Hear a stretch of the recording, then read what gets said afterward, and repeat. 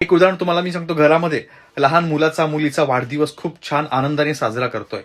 बऱ्याचदा असं होतं की दुसऱ्या तिसऱ्या दिवशी ती मुलं आजारी पडतात, त्याची तब्येत खराब होते आणि हे मोठ्यांच्या बाबतीत देखील होतं. अॅनिव्हर्सरीचे फोटो आहेत, प्रेग्नन्सीचे फोटो आहेत, खूप जास्त प्रमाणामध्ये अपलोड करू नका. काही लोकांना शॉप करायची सवय असते. मला जर का जाणवतंय की तुमच्या बाबतीमध्ये ह्या गोष्टी घडतात, मला मी सांगतो थोडक्यामध्ये खूप चांगला उपाय आहे. रात्रीच्या वेळेस शनिवारच्या दिवशी रात्री किंवा अमावस्येच्या रात्री तुम्ही चिमूटभर काळी राई घ्या. आपल्या पायापासून ते डोक्यापर्यंत अँटी क्लॉकवाईज घड्याळाच्या काट्याच्या उलट्या दिशेने तुम्हाला ती राई फिरवायची आहे 7 वेळा. एका कागदाच्या पुडीमध्ये तुम्ही ठेवून द्या, आपल्या डोक्याच्या बाजूला किंवा खाली ठेवून द्या.